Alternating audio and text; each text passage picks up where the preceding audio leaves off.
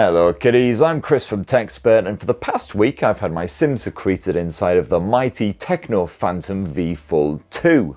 Feels like I've only just reviewed Samsung's Galaxy Z Fold 6 and the Google Pixel 9 Pro Fold, not to mention the fresh new OnePlus Open Apex edition, still my favourite foldable, and yet along comes another massive bendy blower, ready to give your Uncle Spert a hernia as he tries to stash it inside of his pants.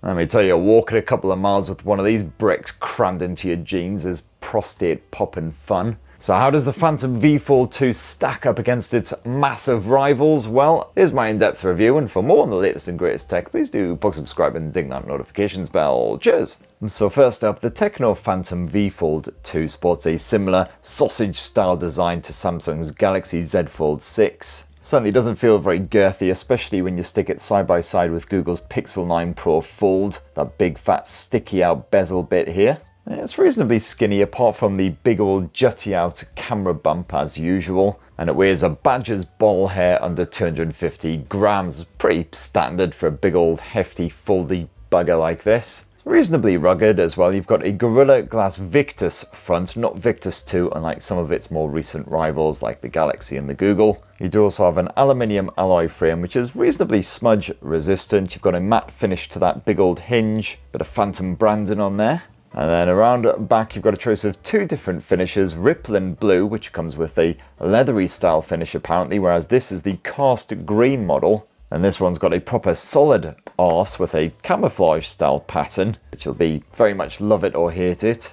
I'm not a massive fan of the square camera bump there. I prefer a more rounded effort, but whatever. At least it does act as a handy finger shelf if you're trying to use the Phantom V Fold 2 one-handed. And this mighty bendy blower is IP54 rated, so pretty good as far as dust and small annoying particly bits are concerned. When it comes to water resistance, unfortunately the likes of the Pixel 9 Pro Fold and the Galaxy Z Fold 6, less bothered by moisture. You can actually drop them fully in a bathtub, a sink, whatever, and fish them out and they should be fine. Whereas the good old Phantom, you can get a bit wet in a bit of drizzly UK weather scene. Not be too bothered by all that, but I certainly wouldn't drop it in water if at all possible. Now the cover screen here is a 6.42 inch AMOLED. It's full HD plus resolution, so pretty crispy, especially as it's not an absolutely massive panel. It's super bright. I had absolutely no issues seeing this outdoors, even when it was like actually sunny, which did happen last week, mostly because I left the UK and went to Germany for a bit. There were no HDR capabilities listed in Netflix, perhaps it just doesn't support it just yet. But certainly deep contrast as you'd expect from an AMOLED screen, proper inky blacks, natural looking colours which you can tweak in the display settings if you want to.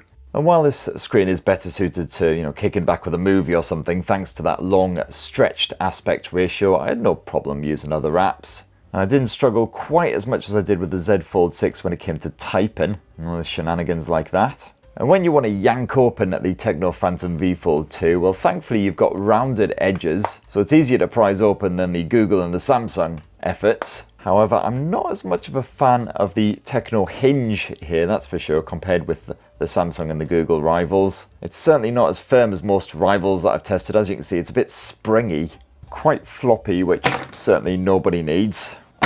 Still, that massive internal display that's squirreled away inside is a 7.85 inch AMOLED, so more than spacious enough to comfortably multitask with a couple of apps. It's 2296 by 2000 pixel resolution, so reasonably crisp again, and just about bright enough for outdoor use, although like all foldables you've got that highly reflective screen protector to deal with. Certainly not quite as bright as the Pixel 9 Pro Fold, but I am suitably impressed by the crease action, or practical lack of it. And this is only really obvious when you've got light reflecting right off that protector. And likewise, you can barely feel it when you're running your finger over it. It's just a slight ridge there. And I'm certainly a fan of the stereo speakers that Tecno has slapped on the Phantom V Fold 2 as well. Got full Dolby Atmos support. You can tweak the audio in the settings as you'd expect. Let me just give you a quick demonstration, max out that volume. I like this design. It's been a while since I've seen a sort of a burgundy red type finish on any kind of smartphone. I think Sony was the last one that did it to my recollection.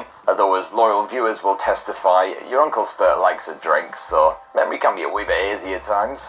So it's certainly loud enough to hear what's going on if you're Skyping or just watching a bit of YouTube or whatever. Even if you're in a noisy kitchen, lots of pans clattering and a small child singing their lungs out just a few feet away. And on the software side, well, it's a bit of HiOS launcher slathered on top of Android. This does change up the general vibe quite a bit. So for instance, you've got a control center, which is separate from your notifications screen. You don't have the Google Discover feed, you've got whatever this thing's called. But thankfully you do have an apps tray and all the usual shenanigans, although this is laden with a fair bit of crapware, like Facebook, Instagram, all the usual shit. Thankfully you can just delete all of this random crap. And to be fair, you do get a generous 512 gigs of storage. And certainly Tecno, not particularly disruptive or original when it comes to all of its internal screen features, the bendy shenanigans. So fold this phone while you're streaming a video or whatever, and you get the media controls popping up in that bottom half, so you can quickly pause, play, skip through that timeline, etc. And when you're using an app, you've got the usual dock which pops up down below, so you can quickly and easily drag one of your other favored apps or more recent apps right there on the screen in order to split it in two. And most apps that I tried on the Phantom V Fold 2 seem to support the split screen. The only one I had troubles with was Spotify. I just could not get that to work, split screen at all. As usual, a quick tap of this middle bar, you can quickly swap reverse the two apps. And if you're running just the one app at any point, you can swipe across the screen with two fingers. That will also split the screen. And then again, you can get a bit of two-way action on the go. Only thing I couldn't figure out was how to actually switch a top-bottom split into a left-right split and vice versa. Only thing I could manage to do was actually pop out one of the windows as a floating window, like so. And then you can get another bit of split screen action on the go, so you can have three windows on the go at once, if that's your bag. And sadly, not quite as satisfying to use as the incredible OnePlus Open setup, for instance. I've also experienced a wee bit of jank here on the Tecno Phantom V Fold 2, so occasional app crashes when in split screen mode. Sometimes I'll drag an app out into the screen and it just won't split it at all, the app will just disappear. Just little things that you don't tend to see quite so often on some of its rivals. Though having said that, I did see a fair bit of jank on the Pixel 9 Pro Fold in my week with that bad boy. But of course, like Google's bendy blower, I've been using this Tecno Foldable ahead of the official launch, so hopefully there'll be another update or two before it goes on sale to sort out some of the shonkiness. Now, like Samsung's Galaxy Z Fold 6, Tecno is also offering a bit of stylus support for the Phantom. Say hello to the Phantom V Pen. Pretty ruddy big, of course, compared with Samsung's S Pen, and of course, naturally, there's no convenient orifice to stash it in, just like the Z Fold 6. Of course, you only get that with the S24 Ultra. You do actually get a rubbery sheath bundled with the Phantom V Pen, which you can slip this stylus inside of, like so. And this can then be physically stuck to whatever you want, but presumably not the actual phone, because there's not really enough space for that. You stick it to the cover screen or something. Otherwise, you just have to find somewhere else to bung it. But anyway, with a quick swipe of the screen, as you can see there, you are then connected. And you can fast access various features, including a good bit of translation, screen notes, etc. Or alternatively, you can just tap this first of the two buttons. That brings up the same menu. And of course, you get the usual AI-based shenanigans. You can just draw a crappy stick figure, for instance. Only like slightly mentally deranged, and then hit generate. And boom, you've got something a bit more advanced than what I drew. Anyway, you've got almost 30 hours of continuous use, and then you'll need to actually plug in the Phantom V Pen to charge it back up via the convenient USB-C port. Not quite as convenient, of course, as just slapping it into your phone and having it charged that way. Now, performance, and the Tecno Phantom V Fold 2 is powered by MediaTek's Dimensity 9000 Plus, backed by 12 gigs of lovely RAM. And the good news is I found the everyday experience nice and smooth. And certainly gaming on the likes of Wuthering Waves and the most intensive Android titles, not a problem at all. That frame rate stayed just as fluid as what I found on the likes of the Galaxy Z Fold 6. Even when I boosted the graphics settings to the highest possible levels at 60 frames per second, I found the frame rate stayed nice and stable, even when I've been gaming for a good long while. You got a vapor chamber packed in here, plus graphene layers and all the usual coolant type shenanigans. And while the Phantom V Fold 2 certainly got a bit toasty around the sort of camera bump area, I didn't find there was any kind of throttling or anything, and it didn't get so warm that I wanted to drop the thing and blow on my fingers. And that massive internal screen, nice and responsive as well. Didn't have any sensitivity issues like I did with the Pixel Fold. So certainly gamers should be more than happy with the Phantom, especially as you've got that handy gaming toolbar you can swipe out at any point to play around with the performance modes. You can adjust the brightness, turn on notifications, blocking, all kinds of great stuff. But one area where the Tecno Phantom V Fold 2 really surprised me was the battery life. You do have a whopping great battery stuffed in here, 5,750 milliamp hours, which is considerably bigger than what you'll find on the Google and Samsung rivals. Even the Honor Magix isn't that bloody big. However, sadly, I've got to say the battery life hasn't been particularly great here in my past week with my Sim stuffed in there. In fact, I actually found the battery life has been better on the Pixel 9 Pro Fold. Quite often, I've struggled to make it through a full day without being right into the dregs of power saving mode. So if you are a more demanding user, lots of video chatting, the occasional bit of gaming and stuff, you might find you have to give it a bit of a top up during the day, which I really was not expecting. I was expecting this thing to last a couple of days on a single charge without too much stress. Hopefully that's just again because it's early software and everything with being pre-launch, but we'll see, I guess. And the good news is that at least if you are running a bit low, you need to juice it back up again. You've got 70-watt wired charging support on here, so it does power up pretty nippily. You've also got a bit of wireless charging support on here too, although I couldn't actually get it to work on my vertical standing wireless charger, possibly because of the big old camera bump and everything, who knows. And then let's finish this Tecno Phantom V Fold 2 review with a squint at the camera tech. And what you have here is a triple 50 meg camera setup. You've got a 50 meg wide sensor, you've also got a 50 meg ultra wide angle shooter, and a 50 meg portrait snapper with 2x optical zoom.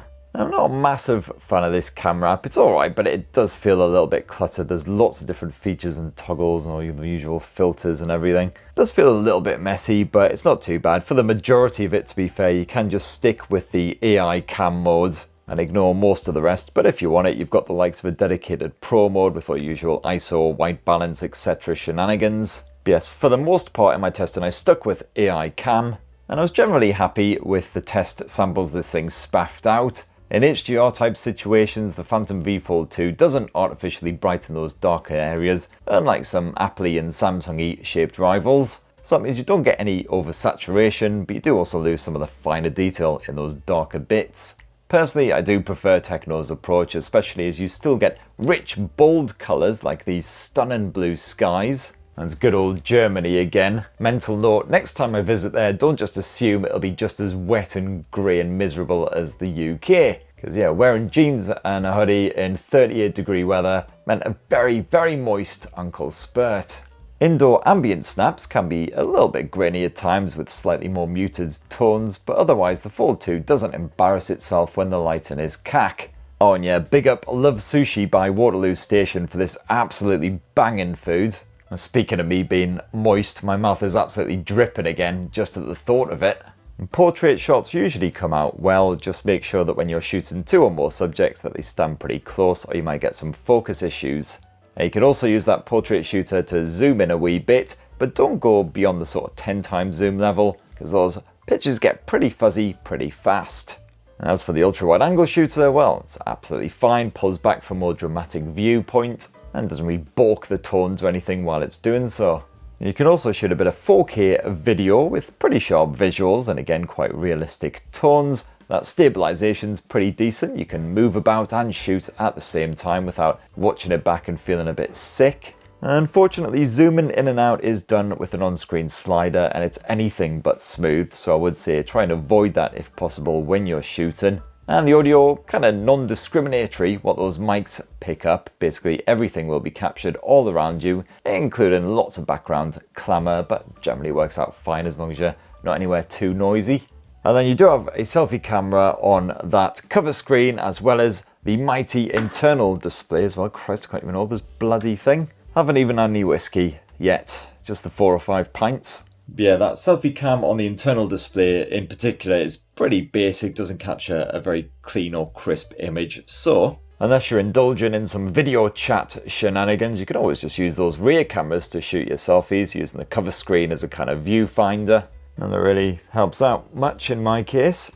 And there you have it, my lovelies. That in a tasty wee nutshell is the fresh new Tecno Phantom V Fold 2. And I did quite enjoy a lot of my time spent with my Sims stashed in here this past week. It's certainly quite a beefy, bendy blower. The design's pretty good as well, apart from obviously the hinge, just that little bit floppy, not quite as firm as I usually like it. And the battery life, bit of a letdown as well, but hopefully that's just down to early software, we will see. Anyway, that's what I reckon. It'd be great to hear your thoughts on the Tecno Phantom V Fold 2 down in the comments below. Please do poke, subscribe and ding that notifications bell for more on the latest, greatest, bendiest tech, and have yourselves a really wonderful rest of the week. Cheers!